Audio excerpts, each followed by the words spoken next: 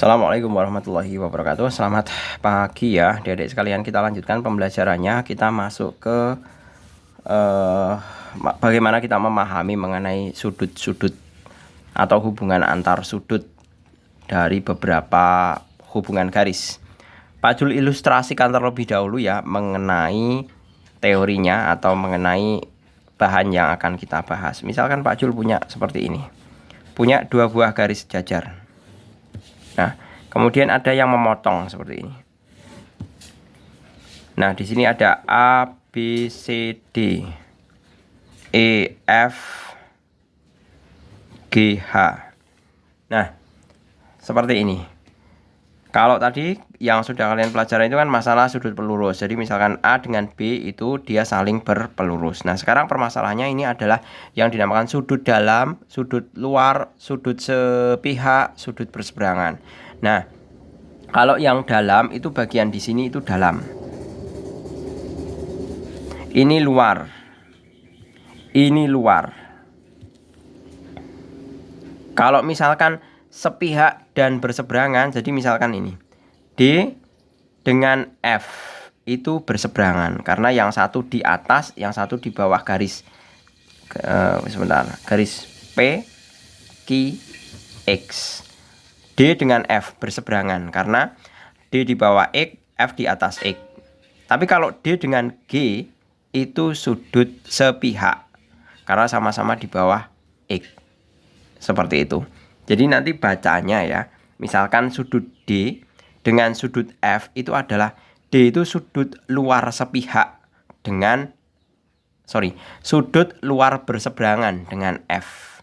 Tapi kalau D dengan G itu adalah sudut luar sepihak.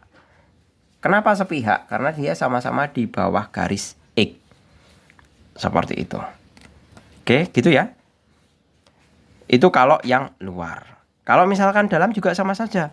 C dengan E itu adalah sudut dalam berseberangan.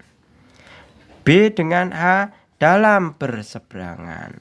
C dengan H dalam sepihak. Nanti kalau B dengan F itu berarti sudut sehadap karena sama-sama menghadap sudut ini. Nah, sama-sama ke arah ke sana. Nah, berarti kan sama saja sudut sehadap.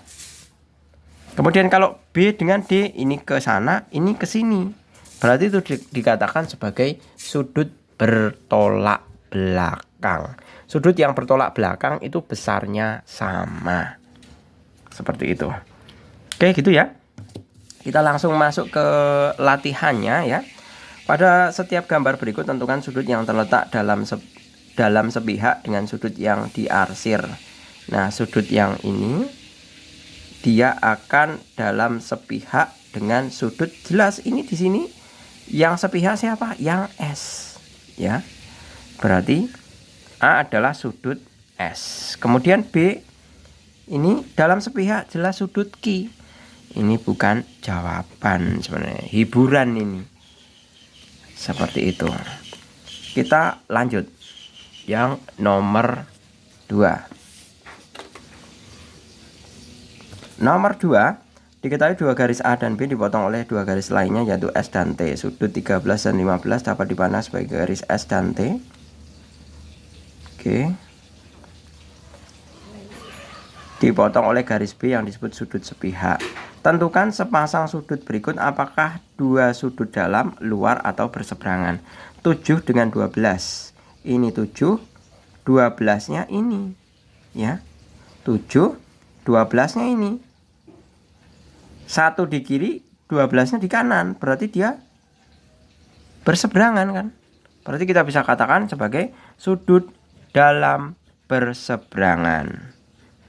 Sudut dalam berseberangan. Kemudian yang B, 1 dengan 3. 1, 3 itu namanya sudut sepihak. Ya, sudut sepihak.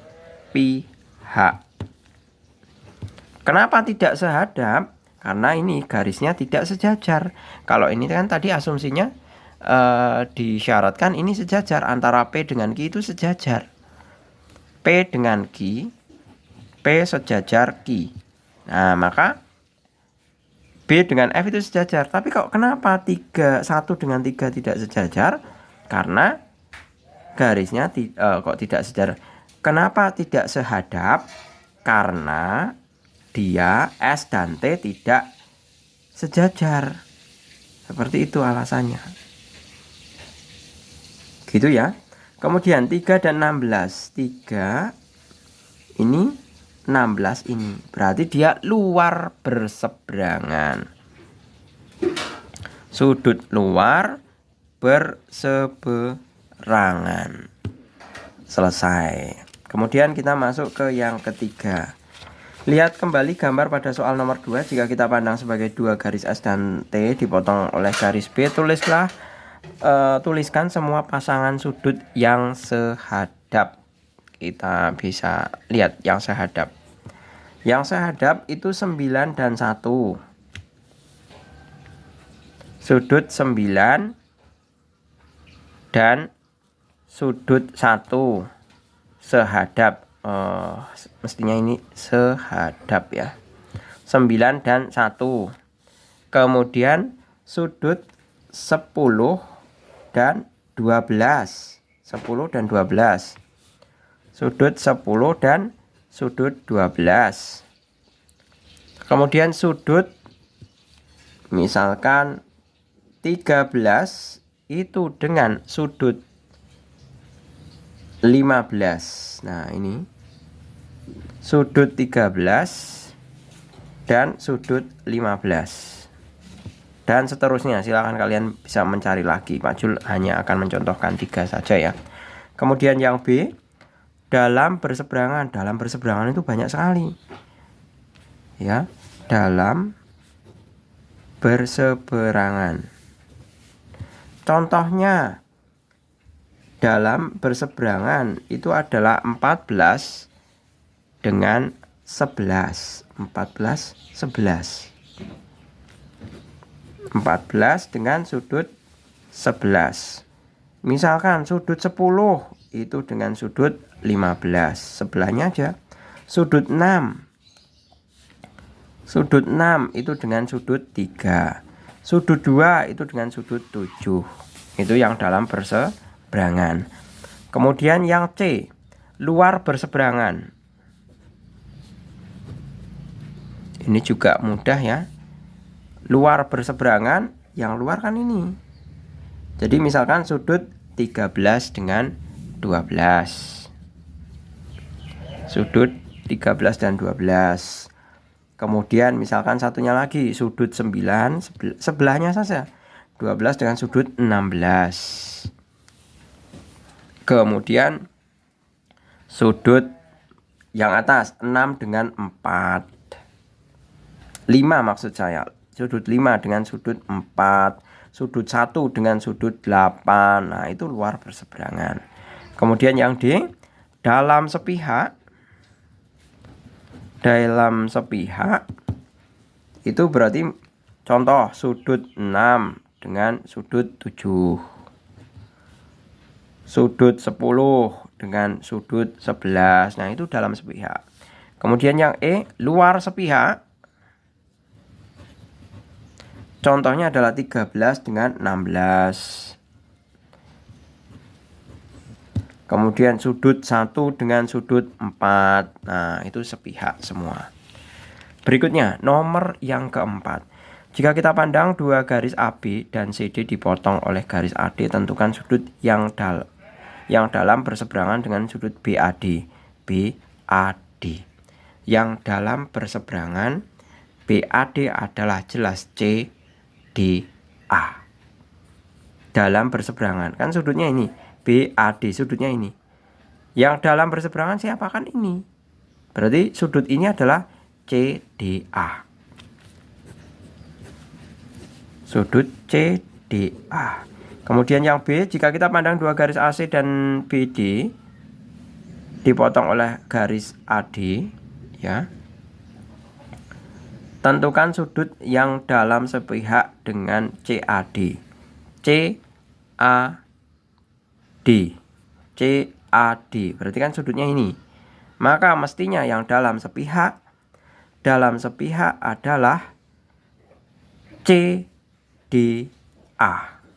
Jadi kan seperti ini. Aduh.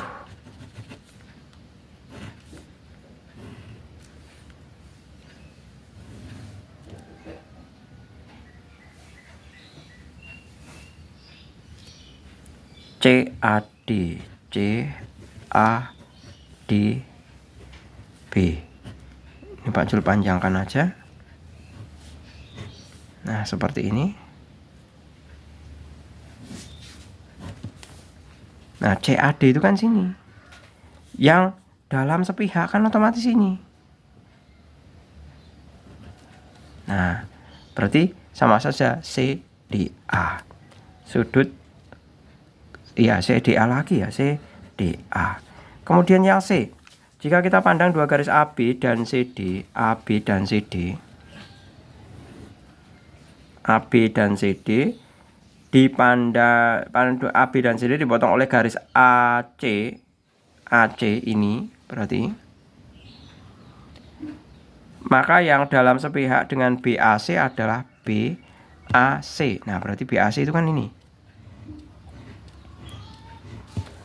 Sudut dalam sepihak dengan BAC itu adalah jelas ACD ini, ya kan?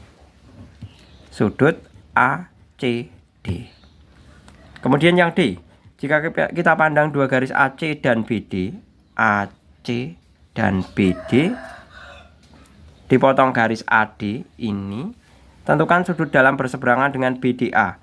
BDA. Nah, ini berarti BDA berseberangan dengan BDA berarti adalah DAC. Berseberangan kan ini. Nah, ini kan berseberangan dengan ini. Dalam juga berarti sama dengan sudut DAC. Seperti itu. Kemudian persoalan yang terakhir, di dalam sebuah periskop dipasang cermin sepasang sejajar seperti terlihat gambar berikut. Tentukan sepasang sudut yang mempunyai posisi dalam berseberangan. Yang dalam berseberangan itu tentunya adalah sudut 2 dan 3. Kan kelihatan ini. Ini kan berseberangan dengan ini. 2 dan 3. Kan dalam berseberangan. Kalau ini kan garisnya kan ini. Dalam itu kan berarti yang di antara garisnya. Yang berseberangan siapa? 2 dan 3. Sudut 2 dan sudut 3. Seperti itu. Oke, gitu ya. Saya rasa cukup. Semoga bermanfaat. Terima kasih. Selamat pagi. Assalamualaikum warahmatullahi wabarakatuh.